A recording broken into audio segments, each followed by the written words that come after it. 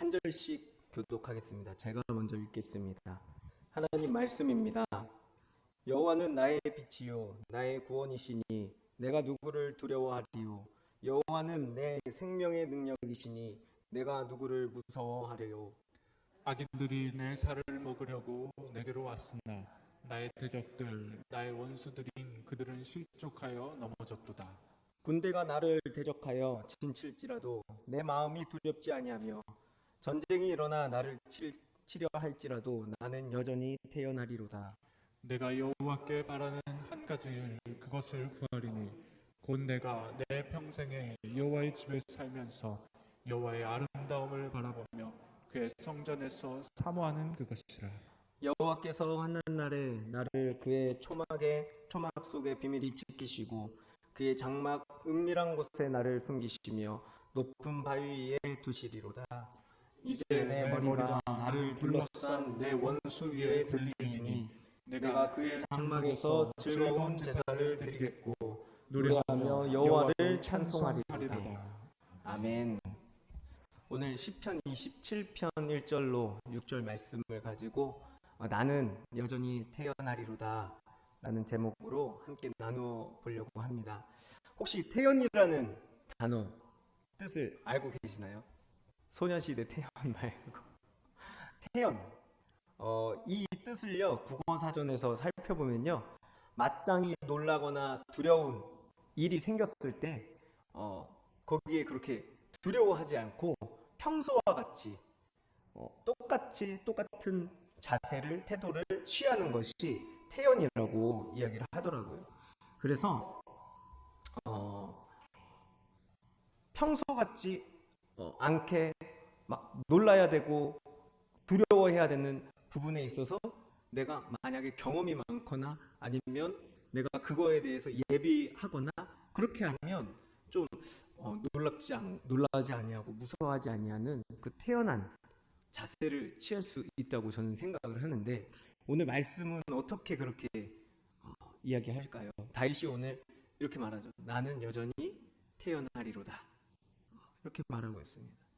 그러면 태연하다 라는 것을 우리가 좀 알기 위해서 제가 사진 몇 장을 준비했어요. 놀이기구 타는 사람들인데요. 무서운 놀이기구를 타면 어떻게 하죠? 저희가 막 소리 지르고 소리 지르고 무서워하고 타기 전까지 막 고민을 많이 하죠. 이걸 내가 줄을 여기까지 서왔는데 이걸 타야 되는가 말아야 되는가. 그래서 마지막에 무서워하면 막 도망쳐 내려가는 그 모습을 보기도 합니다. 그래서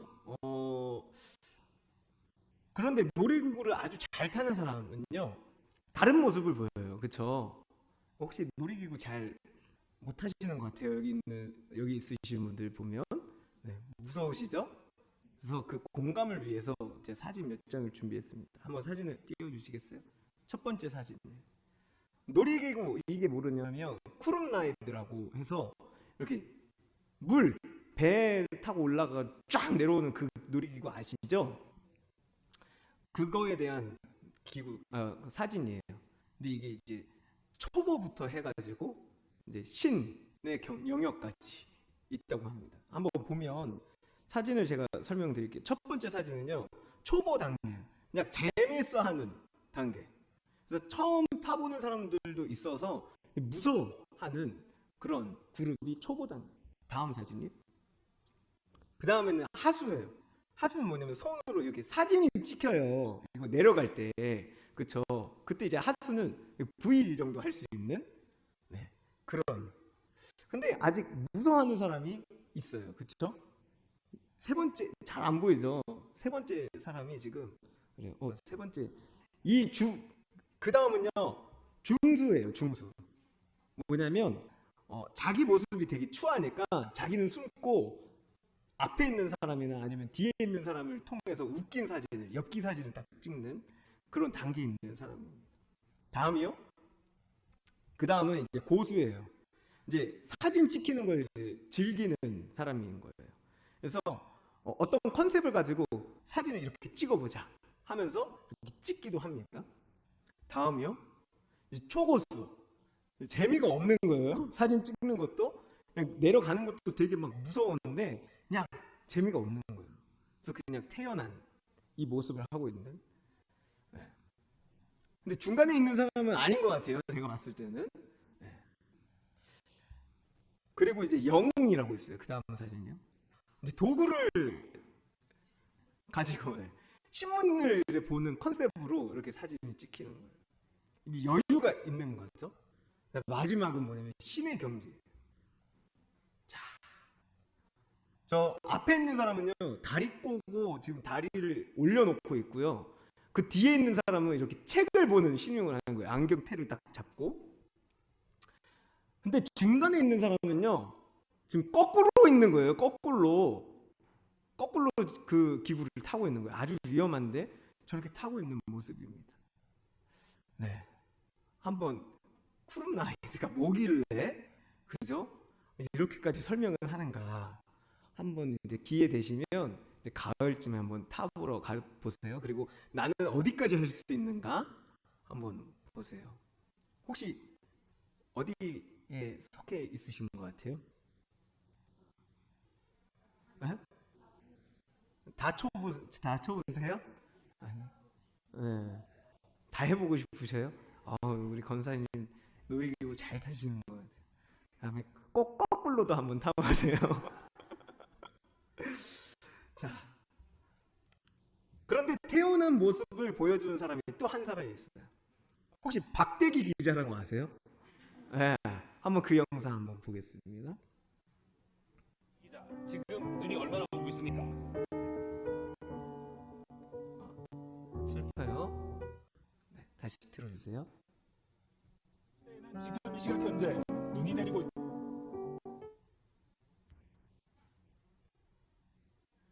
지금도 이 눈이 많이 오고 있습니까? 네, 서울 시내에는 지금 이 시각 현재 눈앞이 제대로 보이지 않을 정도의 많은 눈이 내리고 있습니다. 이 박대기 기자, 지금 눈이 많이 오고 있는 것 같은데 이 출근길 도로 상황이 상당히 좋지 않겠네요. 네, 서울 시내에는 지금 이 시각 현재 눈을 뜨고 서 있기 어려울 정도의 많은 눈이 내리고 있습니다. 집중해주세요. 박대기 기자, 지금도 눈이 정말 많이 오고 있군요. 네, 서울 시내는 지금 현재 눈을 뜨고 서 있기 힘들 정도로 많은 눈이 내리고 있습니다.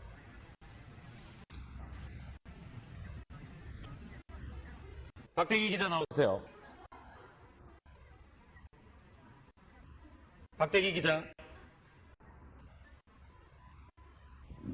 네, 지금 기상 상황이 좋지 않아서 박대기 기자와 연결이 잘 되지 않았습니다. 알고 있기 때문에 가급적 대중교통수단 이용해서 새해 첫 출근길 나셔야겠습니다. 많이 당황했죠. 네. 영상을 보면 기상이 계속 악화돼서 눈이 많이 내리고 있어요. 근데 앵커의 자리를 지키기 위해서 그 자리를 지키는 모습을 볼 수 있어요. 그래서 놀이기구 사진이나 박대기 기자 같은 경우 자신이 하고 싶은 일을 하거나 직업 정신을 가지고 이렇게 태어날 수 있다라는 모습을 보여줘요. 근데 박대기 기자가 진짜 태어났나요? 처음에는 태어난 것 같았는데 나중에 가면 갈수록 목소리도 막 쪼그라들고 나중에는 아예 대답도 못하는 그런 모습을 보여주고 있어요. 이 모습이 우리의 모습인 것 같아요. 그렇죠? 어느 정도까지는 우리가 태어날 수 있죠. 그런데 더 악화되고 버티기 힘들면 태어나다라는 그 자세를 우리가 취하지 못할 수 있다라는 것을 오늘 이렇게 사진과 영상을 통해서 알 수 있습니다. 그러나 오늘 시편 27편에 나온 다윗의 경우는 좀 다릅니다. 오늘 1절 한번 함께 읽어볼까요? 시작. 여호와는 나의 빛이요 나의 구원이시니 내가 누구를 두려워하리요. 여호와는 내 생명의 능력이시니 내가 누구를 무서워하리요. 아멘. 다윗은 여호와께서 나의 빛이시다. 또한 나의 구원이시다. 내가 누구를 두려워하냐. 여호와는 생명의 구원이시니 생명의 능력이시니 내가 누구를 무서워할까 이렇게 고백하고 있어요. 그런데 이 고백을 잘 살펴보면 지금 다윗의 상황이 어떠한지를 우리가 알 수 있습니다. 어떤 상황이냐면 반대되는 상황인 거예요. 여호와는 빛이시니 나는 지금 어둠 가운데 있는 거예요. 그리고 여호와는 구원이시니 나는 지금 죽음 가운데 있는 거예요. 그리고 내가 누구를 무서워할까? 아니요, 무서워하고 있는 거예요. 그리고 여호와는 생명의 능력 되신다. 나한테 능력이 없는 거예요. 날 구원할 능력이 없다. 이렇게 고백을 하는 겁니다. 그러니까 다윗은요, 지금 현재 어떤 이들의 위협을 받아서 아주 어두운 상황, 그리고 죽음의 문턱 앞에 있는 상황에 놓여져 있다라는 거예요. 그래서 두렵고 무서운 상황에 놓여 있다라는 것을 오늘 1절을 통해서 알 수 있습니다. 그런데 2절을 보면 그 상황이 더 구체화됩니다. 한번 읽어보겠습니다. 2절 시작. 악인들이 내 살을 먹으려고 내게로 왔으나 나의 대적들, 나의 원수들인 그들은 실족하여 넘어졌다. 아멘. 2절을 원문으로 보면 이렇습니다. 내게 가까이 왔다. 악인들이 나의 살을 먹기 위해서. 나의 대적들과 나의 원수들이 내게 가까이 왔다. 이렇게 고백하고 있는 거예요. 다윗은 자신을 죽이려는 자들에게 쫓기고 있는 상황인 거죠. 그렇지만 다윗은 이렇게 말해요.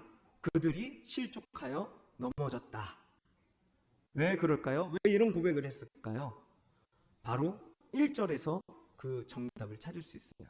바로 여호와께서 나의 빛이 되시고 여호와께서 나의 구원 되시며 생명의 능력 되시기 때문에 그들이 실족하여 넘어지게 된 것이죠. 그래서 다윗은 실제적인 죽음의 위기 속에서도 두려워하지 않고 무서워하지 않고 희망적인 고백을 할 수 있었다라는 것을 오늘 본문 1절, 2절을 통해서 우리가 알 수 있는 것입니다. 그런데 그 다윗의 고백이 3절을 보면 더 확고해지는 것을 볼 수 있어요. 한번 3절 함께 읽어보겠습니다. 시작. 군대가 나를 대적하여 진칠지라도 내 마음이 두렵지 아니하며 전쟁이 일어나 나를 치려할지라도 나는 여전히 태어나리로다. 아멘. 이것을 원문으로 보면 이렇게 표현이 돼요. 군대가 나를 향하여 진칠지라도 두렵지 않다. 내 마음이. 전쟁이 나를 향하여도 이 안에서 나는 태어나리로다. 이런 고백이 되는 거예요. 다윗은 지금 군대가 나를 향하여 진을 치고 있는 그것을 보고 있는 거예요. 그런데 그것을 보고 있는 그 상황 속에서도 나는 두렵지 않다라고 고백을 하는 것이죠. 심지어 그 전쟁이 나를 향하여 오더라도 나는 그 전쟁 안에서 태어날 것이다 라고 고백을 하는 거예요. 진치는 것을 보는 것은 정말 무섭고 두려운 일이 아닐 수 없어요. 왜냐하면 그 진친다는 것은요, 나에게 쳐들어오겠다. 문제가 내 눈에 딱 보이고 그 문제를 통하여서 내가 얼마나 고통스러울 것이며 내가 어떻게 될 것인지를 예상할 수 있게 하기 때문에 그것은 정말로 두려운 것이죠. 더 나아가 지금 다윗에게 있어서는 실제적인 원수와 대적과 악인들이 있어요. 그래서 그들이 만약에 나를 치러 온다면 나의 목숨과 나의 모든 것을 다 빼앗기게 된다. 그런 상황의 처지에 놓여 있는 것이 지금 다윗의 상황인 거예요. 그래서 그것을 어두운 또한 두려운 상황이다 표현하고 있는 것이 오늘 다윗이 27편에서 고백하고 있는 거예요. 그 상황은 어둡고 두려운 죽음의 상황. 그러나 그 두려운 것이 실제적으로 닥친다 할지라도 다윗은 그 전쟁 속에서 어떻게 말하고 있어요? 나는 태어날 것이다. 고백하는 거예요. 태연이라는 것은 우리가 많이 경험해야지만 우리가 태어날 수 있는데 다윗에게 있어서는요, 급작스러운 일들이 너무나도 많이 일어나요. 그리고 죽음의 위협이라는 것이 많이 경험한다고 내가 태어나질 수 있나요? 없을 거예요. 만약에 우리한테 있어서 뭐 질병이 와서 죽음의 위기에 놓였다가 고침받고 이걸 수백 번 반복을 한다 하더라도 또 다른 질병이 생겨서 내가 죽음 가운데 놓여 있다면 태어날 수 있을까요? 저는 없다고 생각을 합니다. 그런데 지금 그런 상황 가운데 놓여 있는 다윗이 태어나다 고백을 하는 거예요. 다윗과 관련하여서 악인들, 대적들, 원수들이 다윗 앞에 진을 치고 전쟁하려고 했던 사건은 크게 세 가지가 있어요. 먼저 하나님을 대적한 그 블레셋과 골리앗이 이스라엘을 치러 왔을 때, 그리고 하나님께서 기름 부어 세우신 왕 사울이 다윗을 죽이려고 쫓을 때, 그리고 마지막으로 정말 사랑하는 아들 압살롬이 반역하여 자기를 죽이려 올 때, 다윗에게 그들은 악인들이고 대적들이고 또 원수들이었습니다. 이들은 실제적으로 다윗을 죽이고 그 목숨을 빼앗아 그 자리를 차지하려고 했었어요. 중요한 사실은 다윗에게 기름 부어 세우신 분은 하나님이시라는 것이죠. 근데 더 중요한 사실은 우리를 세우신 분이 하나님이시라는 사실이에요. 믿는 자들에게 하나님께서 무엇을 주셔요?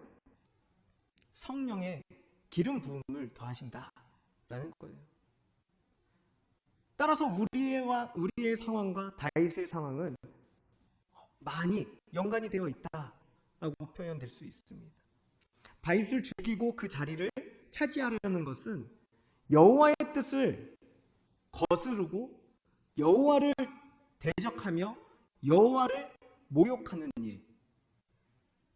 그런데 그 대상이 하나님을 모욕하는 사람일 수도 있고, 누가 봐도 욕망에 미쳐있는, 사울과 같이 욕망에 미쳐있는 사람일 수도 있고, 내가 정말 사랑하는 사람일 수도 있다라는 것이죠.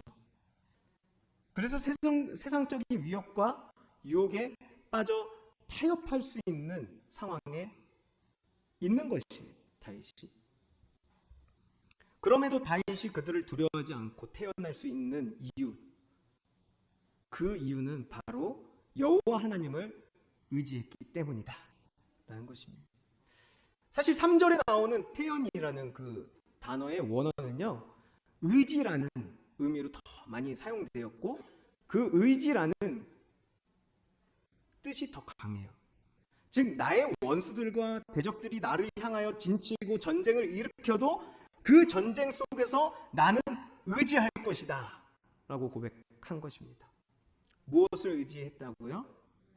네, 나의 빛이신 하나님, 나의 구원이신 하나님, 나의 생명의 능력이신 하나님을 의지한 것입니다. 우리의 삶이 너무나도 전쟁과 같죠? 사회에 나가서도, 교회에서도, 집안에서도 영적인 싸움이 계속 일어나요. 그렇죠? 나의 원수가 욕망에 빠져 있는 사람이, 그리고 내가 가장 사랑하는 사람이 나를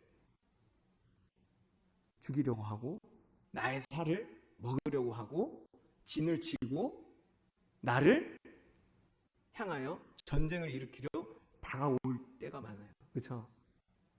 딱 상황만 봐도 알잖아요. 그 사람의 아우라를 보면 알잖아요. 표정을 보면 알잖아요. 아, 이 사람 서운하네.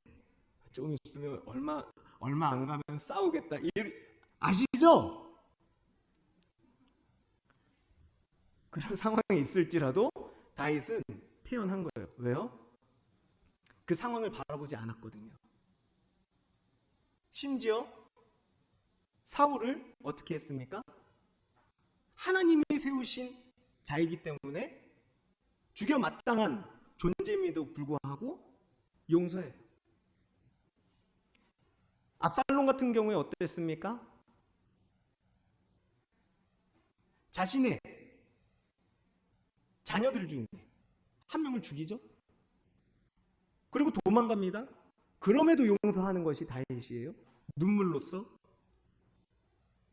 다시 불러왔을 때도 용서합니다. 근데 그 압살롬이 어떻게 합니까? 배신합니다. 대적합니다. 죽이러 옵니다. 그럼에도 불구하고 다윗은 그를 처단하지 않고 피난길을 선택하는 거예요. 왜요? 너무 사랑하니까. 결국에는 압살롬이 죽었음에도 불구하고 다윗은 그 자신을 배신한 압살롬을 사랑하는 아들을 위해서 애곡합니다. 그런 상황 가운데 있을 수 있다는 거예요. 다윗이 그렇게 한 이유는 여호와 하나님을 바라봤기 때문이에요.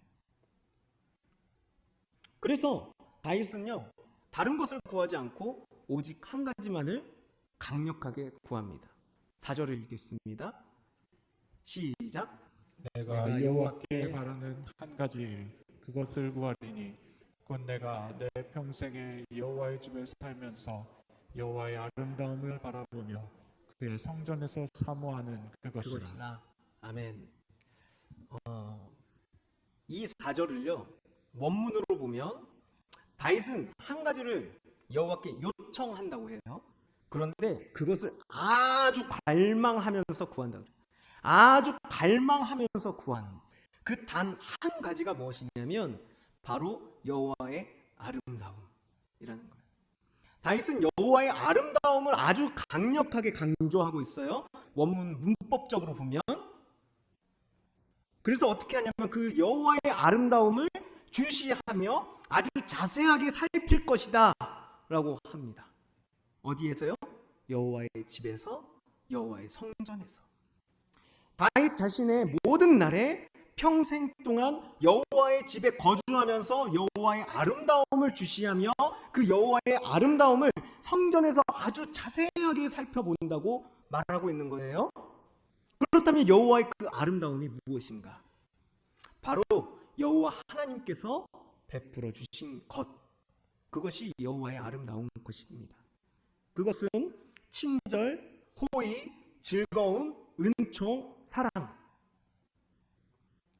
다윗은 악인들과 대적들과 원수들에 의해서 죽음의 위협이라는 어두운 상황에 있는데 자신의 처한 상황을 바라보는 것이 아니라 여호와께서 이때까지 나에게 베푸신 친절과 호의와 즐거움과 은총과 사랑을 주시하고 그것을 면밀하게 살필 것이다 고백하는 거예요.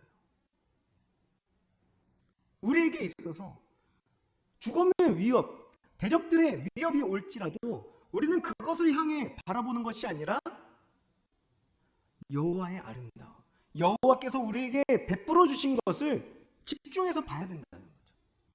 그럴 때에 나는 여전히 태어나리로다 라고 고백할 수 있는 거예요. 그렇다면 여호와께서 베풀어 주신 것, 그것 중에 가장 중요한 것은 무엇이냐면 하나님의 말씀과 언약입니다. 왜냐하면 여호와의 집과 그 성전에서 가장 중요한 것이 하나님의 말씀이기 때문이에요. 또한 하나님께서는 하신 그 말씀, 약속하신 언약을 반드시 이루시는 신실하신 하나님이시기 때문에 우리는 그 상황을 바라보지 않고 여호와 하나님을 바라볼 수 있다. 그 고백을 다윗이 하는 거예요. 다시요. 하나님께서는 말씀하시고 그 말씀하신 것을 신실하게 반드시 성취하시는 여호와시기 때문에 내가 상황을 바라보지 않고 원수들을 바라보지 않고 온전히 여호와 하나님만을 바라볼 수 있다. 그것이 다윗의 고백이라는 거예요. 우리에게도 하나님께서는 하나님 당신의 그 아름다움을 보이셨습니다. 각 사람에게 주신 그 아름다움, 베푸신 것은 다 각기 다를 거예요. 하나님이 보이신 그 친절, 호의, 기쁨, 은총, 사랑, 무엇이 있으신지 한번 생각해 보는 것도 좋은 것 같습니다. 그 중에 가장 귀한 것은 예수 그리스도를 보내주셔서 우리를 죄와 사망에서 구원해 주셨다라는 것입니다. 하나님께서 약속하시고 언약하신 대로 이루어 주신 하나님의 구원, 그것이 우리에게 가장 귀한 것이 아닐까요? 여호와 하나님만을 바라보는 다윗은 이렇게 고백해요. 5절을 우리가 원문으로 함께 읽어보겠습니다. 시작. 나를 반드시 숨기실 것이다. 환난 날에 그의 장막에서 나를 반드시 지키실 것이다. 그의 은밀한 곳인 초막 안에서 바위에 나를 크게 높이실 것이다. 아멘. 다윗은 우리가 있어야 할 곳이 여호와의 장막이며 여호와의 초막이라고 고백하고 있어요. 그리고 그 안에 숨기신다고 고백하고 있어요. 여호와의 장막과 초막의 특징 중 하나는 뭐냐면 순종이에요. 순종. 지금 여호와께서 이동하라고 하면 모든 장막과 초막을 무너뜨리고 가지고 이동해야 됩니다. 그리고 머무르라고 하시면 모든 장막과 초막을 다시 짓고 그곳에서 살아가야 하는 것이에요. 떠나라는 말씀이 있을 때까지 머물러야 한다라는 것이죠. 이것은 무엇을 의미하는 거냐면 즉 여호와 하나님께서 우리의 목자가 되셔서 진칠 곳과 나아갈 곳을 알려주시는 거예요. 반대로 나의 대적들과 원수들과 악인들은 어떻게 해요? 자신이 주인이 되어서 진칠 곳을 가서 진치고 자기가 잡아먹을 사람을 향하여서 나아간다라는 것이죠. 그런데 우리는 하나님의 백성은 다르다는 거예요. 여호와께서 말씀하시는 그곳으로 나아가고 그곳에 진치며 그곳에서 살다가 여호와께서 이동하라고 하시면 그 말씀에 순종하여서 나아가야 된다는 거예요. 그것이 바로 여호와의 장막과 여호와의 초막에 하나님께서 숨기신다라는 다윗의 고백의 의미입니다. 빛이시며 구원이시며 생명의 능력이신 여호와 하나님의 집과 성전 그리고 성막과 초막에 거하며 여호와의 아름다움을 주시하고 자세히 살피는 자 신자는 어떻게 될까요? 6절 말씀입니다. 함께 읽겠습니다. 시작. 이제 내 머리가 나를 둘러싼 내 원수 위에 들리리니 내가 그의 장막에서 즐거운 제사를 드리겠고 노래하며 여호와를 찬송하리로다. 아멘. 오늘 6절의 말씀과 같이 하나님은 자신의 백성을 높여주시고 백성은 자신의 하나님께 승리의 기쁨의 제사를 반드시 드리며 찬양 중에 최고의 찬양을 여호와께 드리게 된다라고 고백하고 있어요. 사실 시편 27편을 잘 읽어보면 생각나는 시편이 있습니다. 바로 시편 1편과 23편이에요. 시편 1편의 내용은요. 행복한 사람은 시냇가에 심겨진 나무와 같이 오직 주의 율법을 즐거워하며 주야로 묵상한다라는 내용이고요. 시편 23편의 내용은 여호와는 나의 목자가 되셔서 결국 주의 성전에서 내가 영원토록 거주한다라는 고백의 내용입니다. 말씀을 맺겠습니다. 현재 내가 당하는 그 상황이 죽을 것만 같은 상황이 있을 수 있죠. 작은 문제가 생길 수도 있고요. 큰 문제가 생길 수도 있고 해결되지 않고 계속 지속되는 문제도 있을 것입니다. 그때마다 그것을 바라보면 얼마나 우리가 갑갑하고 답답합니까? 그리고 더 나아가서 무서워지고 두려워질 때도 많습니다. 그때마다 오늘 시편 27편의 말씀을 묵상하고 의지하시기를 소망합니다. 상황과 환경을 바라보지 마시고요. 아니요, 바라보게 되겠죠. 그래도 우리의 시선을 여호와 하나님께 향하였으면 좋겠습니다. 여호와 하나님께서는 나의 빛이시고 나의 구원이시며 생명의 능력이심을 우리가 믿고 하나님만을 의지하며 바라봐야 합니다.